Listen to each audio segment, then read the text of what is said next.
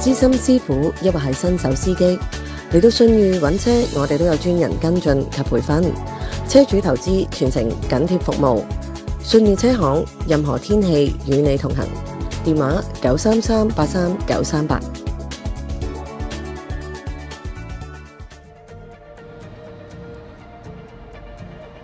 司機唔該，龍鳳街。咦，靚女又係你，就係龍鳳街前面啫。哦，咁啱嘅，我趕時間。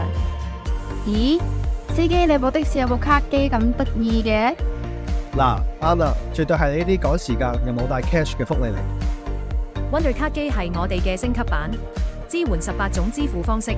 有咗佢以後，再唔需要上車前撳定錢先，拍一拍部卡機，乘客就落得車。到啦，小姐，用人哋俾車有優惠喎，你有冇？有。哇，有呢部卡機真係方便好多。Wonder Taxi 一掃即付。对于出租车来说了，它的长度是比较长一点，它是达到了5位5.3米嘛，5.3米是太长了，也觉得是。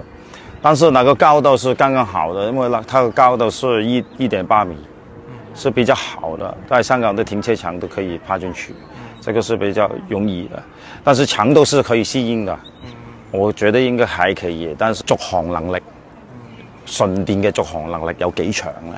呢個係好重要，同埋個插電的時候用多長的時間，那個是很重要的。蓝图公司現在推出這個插電的時間能夠10分鐘插完呢，我相信呢，我都希望他們的快一點呢，支持多點插電的車下去香港給我們試用所以我們今次來到這裡呢，就感受一下他們就10分鐘就把這個電車能夠插完來說，是一個很重要的成就那個我們對這個是非常之感興趣。業的一個本身降本的一個問題，雖然現在是一個港資企業，但我們跟香菜加熬肉，牛，我不要肉絲，我要熬肉，能不能啊？牛肉米線嘛。熬肉加香菜，可以聽到嗎？明白嗎？可以啦嘛？誒，真係搞到成個低能。吃辣椒。要辣椒。你吃幾兩？幾兩？佢1兩2兩3兩㗎。點解？2兩啊，2兩。點解2兩？盡雞佢3兩啦。2兩是什麼意思啊？2兩才是正常的。正常2兩啊。Yo， 4月3號嘅去吧艇到兵團咁啊，得我一個單拖咁啊冇計啦，因為咧就Patrick 啦同埋其他兄弟啦就生意要緊，咁我都知道嘅我都通常都為我單拖一個啦。咁啱啱咧就睇到一個好開心嘅片段啦，喺假期前夕俾大家睇下啦，就係咧我哋喺香港都睇到啦，就點樣將呢個普通話啦點融入晒同大家可以即係我哋大陸嘅同胞啦，可以做成一個溝通真係犀利係嘛？唔知係對方嘅領悟能力高定係佢嘅表達能力強啦。咁總之都係講嗰句啦。明就得啦，係咪咁我哋咧點解我會講咧？一來好少啦，二來咧其實咧好多師兄咧有陣時咧即係撞到大陸遊客咧都係咁嘅，包括本人都係嘅。咁大家溝通到就 OK 啦。最緊要就唔好話我唔知你講乜啦，唔講咁樣。咁因為始終咧乘客嚟香港啦，成係遊客啦咁都係需要少少我哋幫忙咁我最叻㗎啦，以前教佢哋去邊度買電器唔好去嗰啲地方唔好周圍見到有啤啤嘅曲奇餅就走去買，係嘛買金嘅就要買啲信譽良好嘅香港大公司嘅，唔好去嗰啲乜嘢啲金都唔知堅定流嗰啲係嘛紅磡嗰扎真係嘅喎人哋抌咁多錢。可能嚟貪香港你即係黃金首飾嗰啲個設計同埋成色高嘛，係咪咁但係最後咧就去咗一啲我哋成日睇到紅磡嗰啲喺度淨係齋牌嗰啲又唔知堅定流，去咗一啲所謂嘅藥方藥店係嘛？呢啲並非香港註冊嘅藥房，記住要有十字標記嗰啲嘅。我成日都同啲遊客講㗎，我話你認住呢個十字標記叫做藥房，有政府認可註冊有藥劑師喺度嘅，什麼藥店、藥房嗰啲全部都係流嘅。如果買藥咧嗰啲咧好快嘅，你今個月去幫襯咧。可能嗰一排咧接咗咧，到時咧又唔知買嗰啲藥真定假嘅，始終冇即係政府註冊監管。記住係要藥房有十字標記，有 R 嗰啲係嘛？希望即係幫到啲遊客啦。因為點解咧嚟到買藥買流嘢嘅，妖香港都係流嘅，咁啊即係整臭晒香港個朵㗎啦，係嘛？有陣時我遠少少，我話不如去嗰間啦，我幫襯開㗎，靠得住㗎咁樣。好多乘客咧都冇所謂嘅。最緊要佢哋買到堅嘢啊嘛，係嘛？唔好俾人咁樣嘥少少時間都冇所謂嘅。咁好啦，講嘥時間咁但係咧，即係我估唔到咧，有啲人即係嘥時間就把握晒啲時間，定係佢太過急咧？唔再浪費喺度等咧，定係點啦？我哋睇下以下嘅片段同埋報導先，好唔好啊？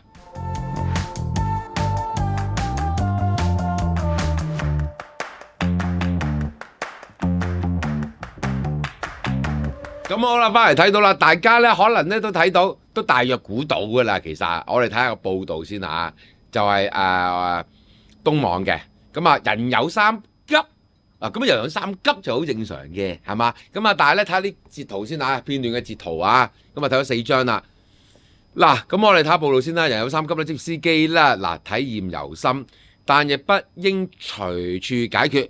網上流傳兩條的哥喺隧道管道落車小解嘅車鏡片顯示喺28號0930，即係應該係朝頭早喎。據報咧現場咧喺將南隧道管道裏面片段咧見車輛咧正緩慢行駛，其中一輛咧的士咧突然間切入咧左邊應急嘅車輛通道下，即係應該呢路肩啦年約40歲嘅的哥並橫越行車線，再行上約半米高嘅石壆。喺緊急嘅吐露出口旁邊咧，即係咧大家都知道啦，有陣時會以前有啲隧道可以大口山嗰啲緊急出咧，就由呢條管道行去嗰個管道噶嘛，通噶嘛，因為佢哋咁樣係一個緊急嘅走火通道嚟嘅。如果萬一呢條管道有咩事咧，就可以開咗呢啲管道咧，就即刻走去隔離嗰條咧就逃生嘅佢旁邊嘅小解。片段咧亦到此為止，的哥嗰度咧被途經嘅車輛咧前後車鏡就拍下，網民就紛紛留言有人咧對的哥表示體諒，覺得咧冇必要取笑職業司機咧，好多時咧真係落車都機會都冇。有網民則回應：你嘅接受能力都幾高喎，揸車可以去油站，可以去公共屋邨廁所。亦有網民咧叫片主咧影住俾2個衛生署及運輸署會收到佢哋2個嘅罰款，123告得入。有人就問的哥隧道好長，幾分鐘忍唔住亦都有啲網民咧就幫佢哋講好話啦，因為咧拍街去廁所分鐘咧就冇咗320蚊抄。嗱，我哋睇到咧有陣時咧好多片段咧就係咧，譬如喺街邊一啲通道啦，甚至乎我哋記得咧喺燈口屙咧都有嘅。嗱，呢啲你問我咧就絕對係野蠻，絕不文明嘅。據我所知咧，只有畜生禽獸咧，至當眾咧大街大巷咧屙尿嘅啫。嗱，你要明白點解大街大巷就係大街大巷多人啊！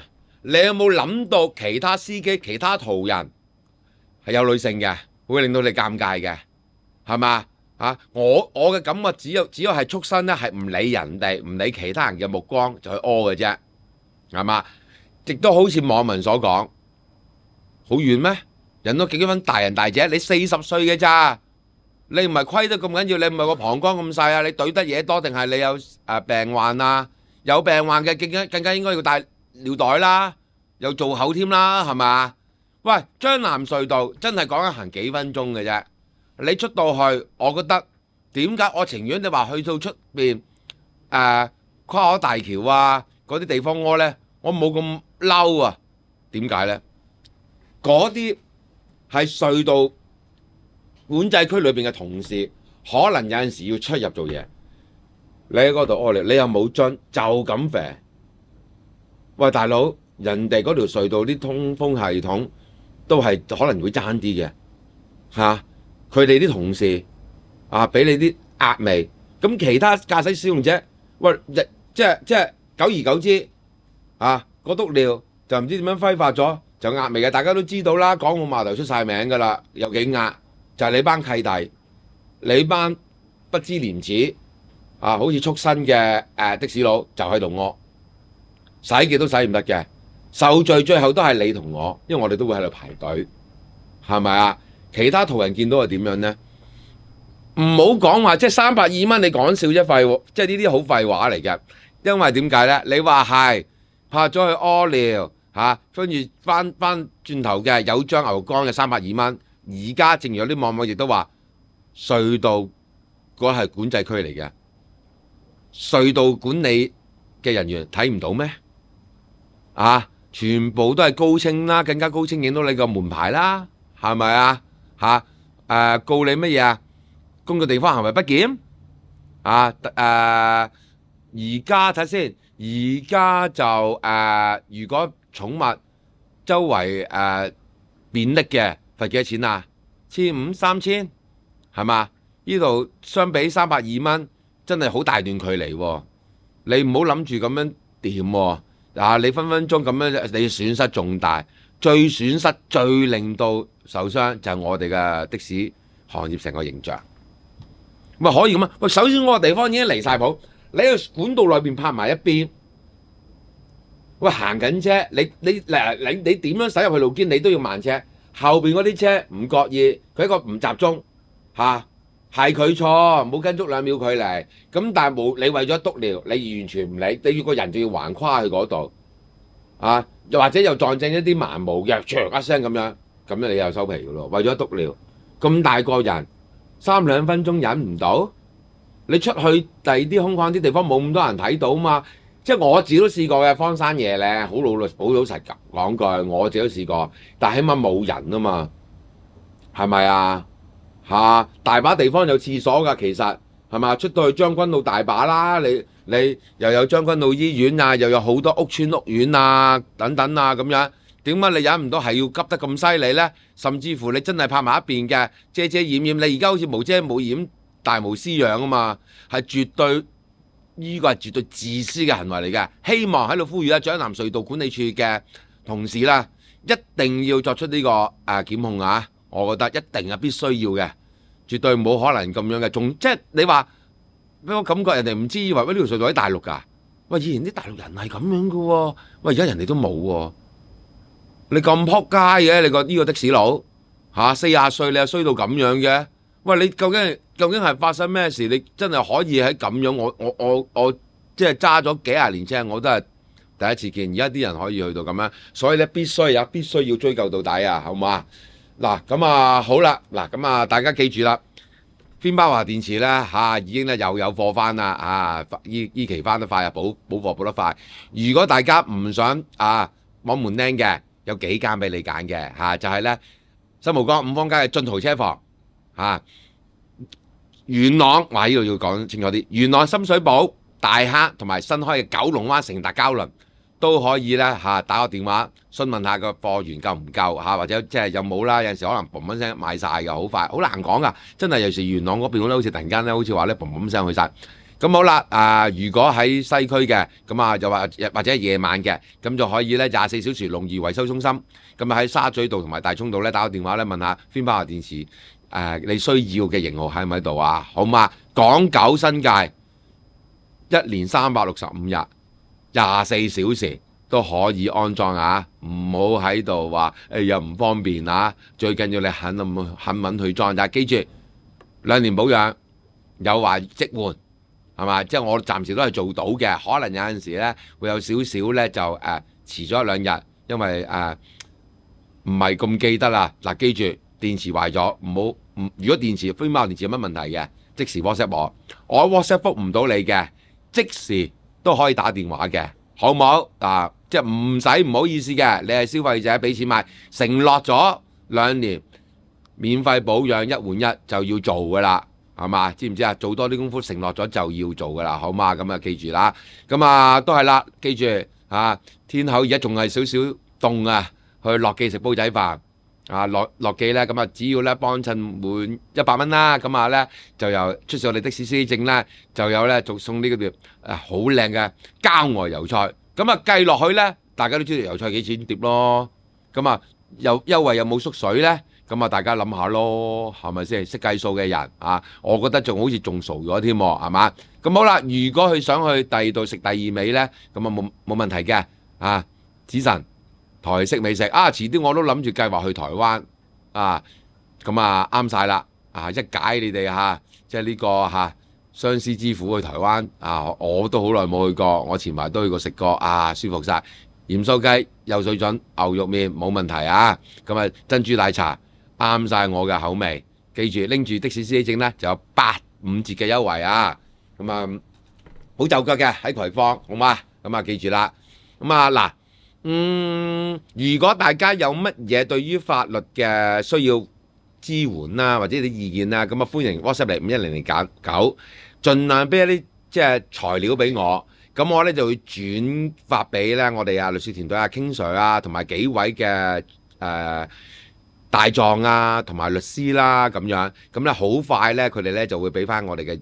俾翻個意見咧，俾大家㗎啦嚇，咁啊繼續需唔需要咧？咁啊悉隨尊便，希望俾多啲意見，唔一定，可能你會出邊都問到其他律師朋友啊，唔緊要嘅，再問法律意見得多啲，我都冇所謂嘅。咁所有其餘嘅服務啦，需要法律嘅譬如好似平安紙啦、離婚啦、破產啦，又或者唔好意思啦，又突然間不小心駕駛俾人影住架點算好咧？又或者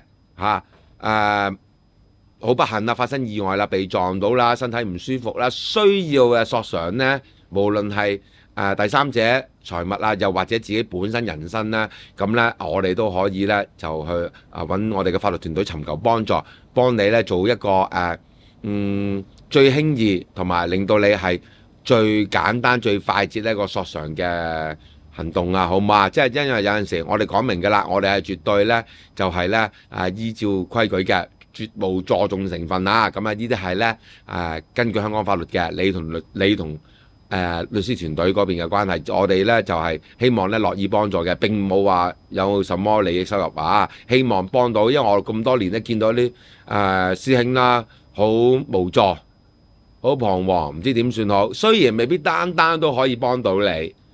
但係我哋都係實話實說，有啲嘢可能你聽落去係真係冇辦法同你預期有落差，但係我哋都係用專業意見講俾你聽。有陣時有啲嘢好簡單，係咪應該打呢？打咗勝算有幾高呢？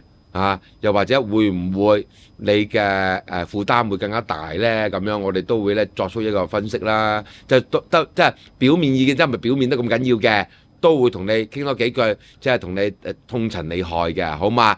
都係嗰句啦，即管開聲幫到嘅就都幫到嘅，都盡力啦。我覺得就因為有陣時我都知道自己好似直播話齋，自己都有身受其害啊，可以講個其害啊。大家知緊邊個害啦，係嘛？大家要諗清楚啦，係嘛？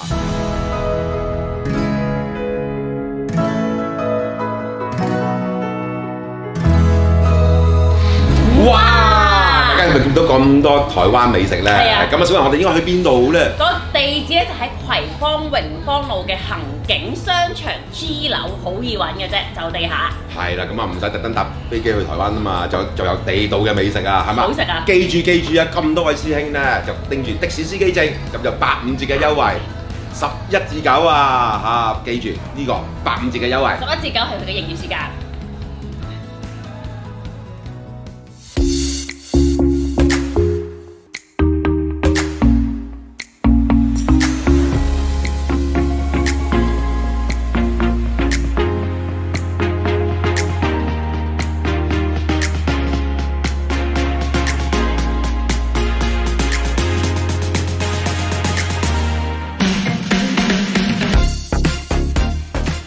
的士業界近1/4世紀嘅創紀車行，處事公正，車隊管理優良，凡事責任行先，盡心培訓新手司機。如果你都想加入的士業界，創紀車行係你不二之選。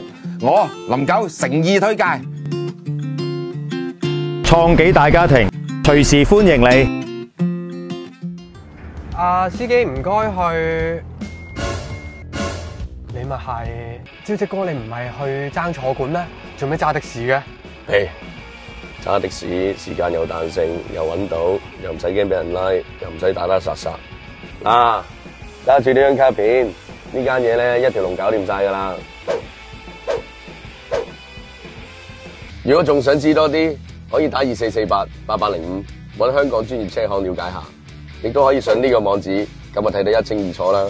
揸的士都可以好招積嘅。咁啊好啦，嗱，受到一啲即係不公平嘅對待啦，大家當然啦，想希望咧有人幫到手啦，但係有一啲咧就好不幸嘅咧，就係幫唔到嘅，就係小朋友。嗱，我哋咧都係講句啦，呢啲嘢咧我哋一定會報道。其實早前排咧已經係咧進行緊咧即係一個法庭咧嗰個審判嘅。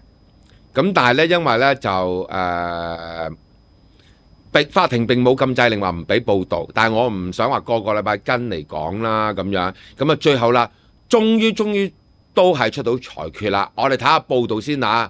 當狗教晚搖房頭撞地，生日變死記，虐殺3歲女真係可恨啊！賤婦囚終身。最後咧呢句啦，賤婦囚終身。咁我哋就睇下先啦，個報道幾長，我盡量希望讀到就讀到啦，係咪啊？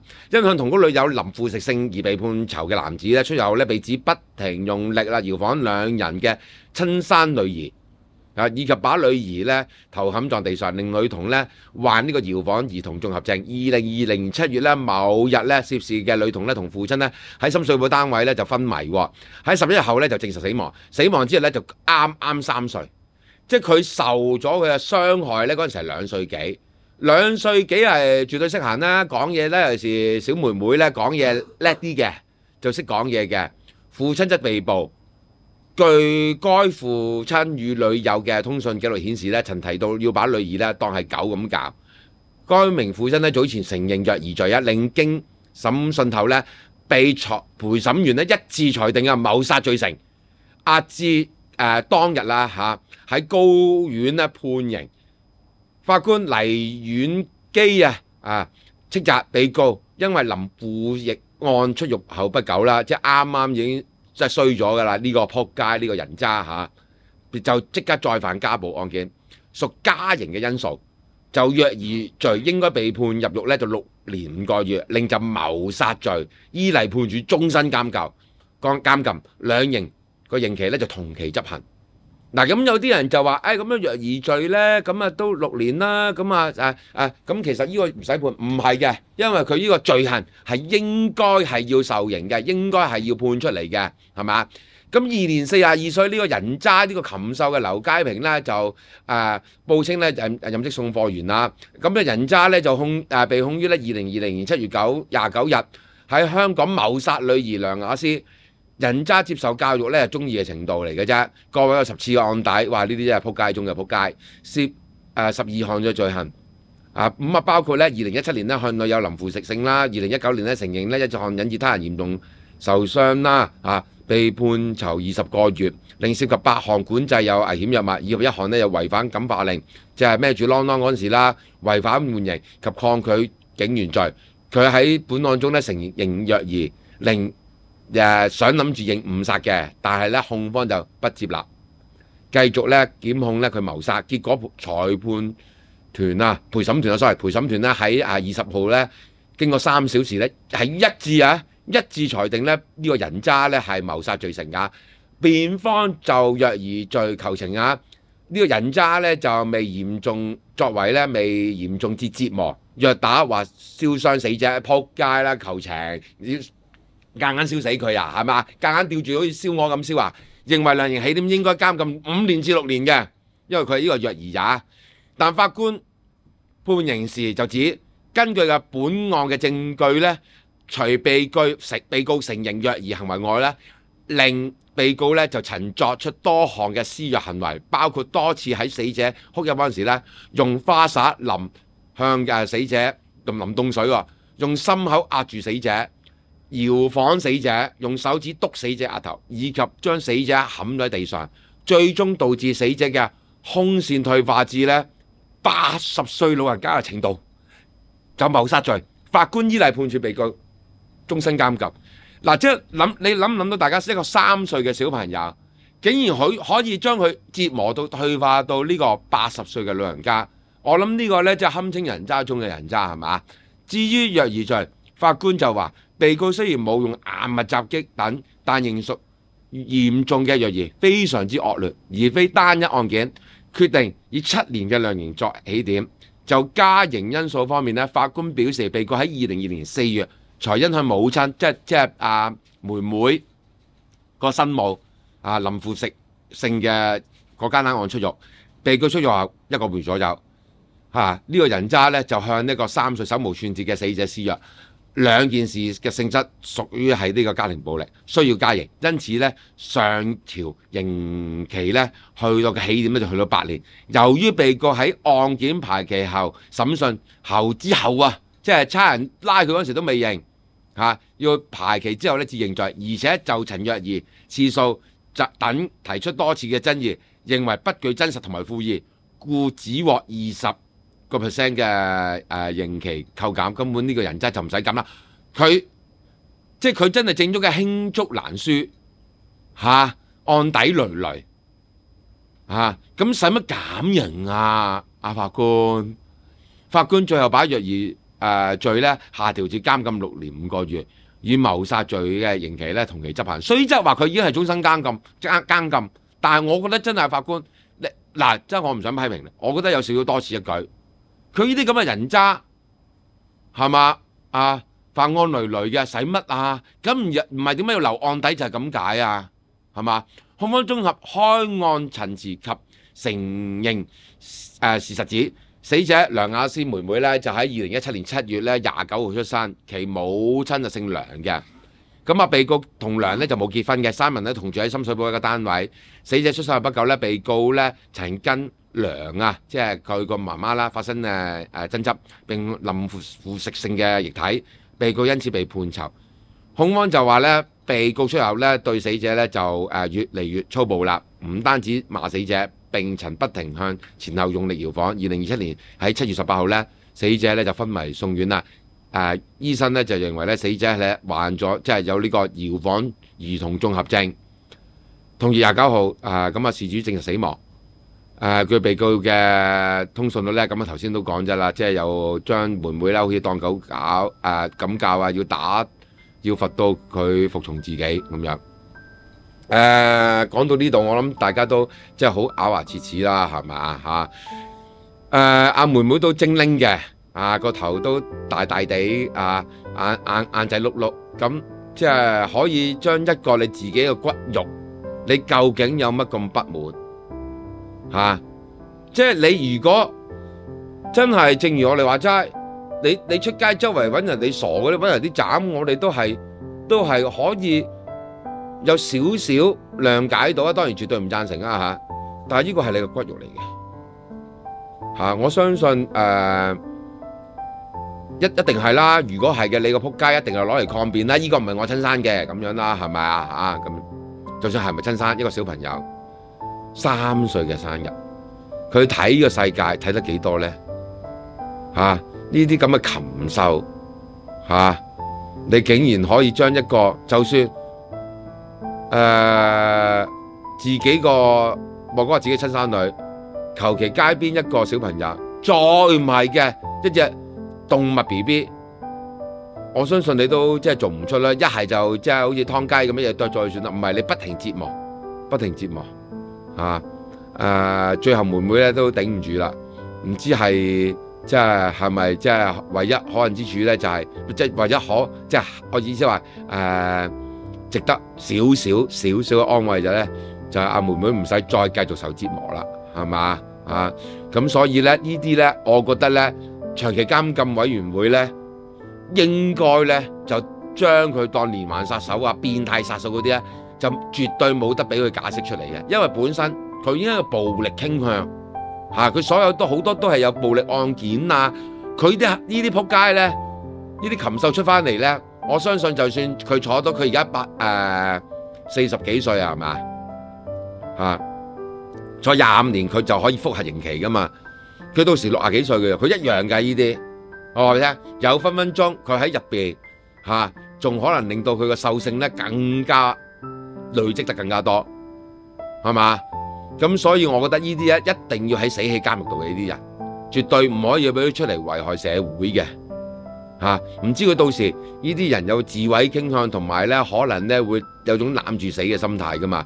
真係唔想再有其他嘅無辜受害者啊！希望長期監禁委員會嗰度咧，如果20幾年後咧，我呢啲咁嘅禽獸咧，應該係韞住佢，絕對唔應該俾佢假釋。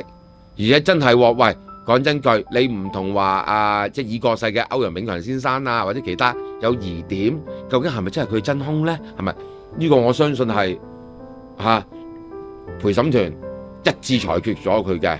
我相信佢呢條撲街唔知會唔會上訴啦，可能有機會上訴啩，係嘛？咁我哋啊睇下到時上訴，到時出嚟嘅結果又點啦，好唔好啊？咁樣即係呢單嘢我不嬲都有關注開嘅，咁啊即係今日終於可以即係同大家報道啦，咁啊希望咧阿妹妹咧安息啦，去到另一個世界度咧可以個天俾多次機會你揾個好人家，好嘛？投胎再有個生活。希望可以咧長大成人，好嘛？到時咁樣咁啊。雖然今日咧就即係好唔開心啊，咁啊完結個節目，咁啊都係希望大家提大家啦，都係嗰句，小朋友咧就好無辜嘅，佢係冇罪嘅，嗰個係你嘅骨肉嚟嘅。咁啊大人發生咩事咧？其實咧小朋友咧應該咧就係絕不應該牽涉在內嘅。好嘛？大家記住一樣嘢，成年人還成年人，小朋友係絕對係唔關佢哋嘅事㗎，好唔好啊？咁樣咁啊，今日節目時間差唔多啦，咁啊，聽日再見，拜拜。乘客預授權支付，乘客以預授權方式提早付款，乘客喺行程中預先掃描咪錶上嘅二維碼，可進行預授權支付，到埗可以即時離開。喺司機按停前都可以進行呢個預授權操作。以下操作係由乘客完成：掃描貼紙上嘅二維碼，填寫電話，收取驗證碼，填寫付款資料。授權後咪錶即轉為綠色。如車資不超過500港元，乘客可隨時落車。的士咪錶界面意思：綠色為已收款，乘客可隨時落車；橙色為部分收款，乘客需再付差額；紅色為未收款，乘客需重新付款。乘客到埗時使用 Wonder 付款。以下操作係由乘客完成：掃描貼紙上嘅二維碼，查看車資及選擇付款方式。的士咪錶界面意思：綠色為已收款，乘客可隨時落車；橙色為部分收款，乘客需再付差額；紅色為未收款，乘客需重新付款。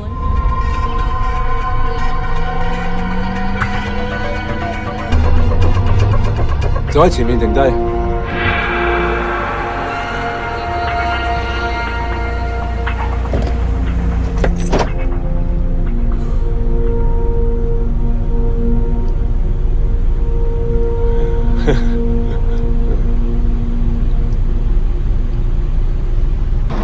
喂，唔係嘛？我揸 Uber 啫喎。就係揸 Uber，全世界都冇事，香港呢出事。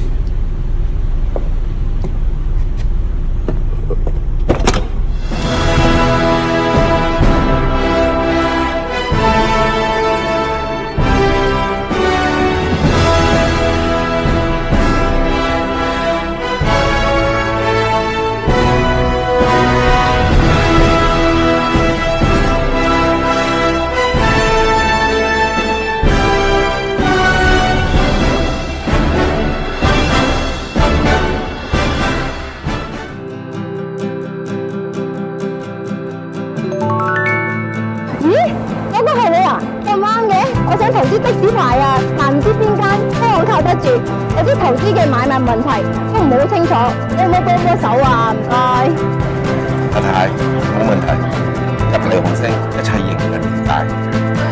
星哥，紅星車行一如以往，的士牌照買賣專業可靠，顧客嚟到紅星投資的士牌照，有交易、保險、按揭及租務託管都係一條龍服務，全程緊貼進度。無論你係精明投資，抑或司機榮升車主，紅星幫你徹底辦妥，咁就安枕無憂，每月豐收啦。大家睇完呢個咁好睇嘅節目，係咪好想繼續無限 loop 呢？如果係嘅話，即刻 click 嚟呢度，又或者去我哋嘅 Facebook 專頁俾個 like 同埋 share， 同我哋一齊傾偈啦，Yo！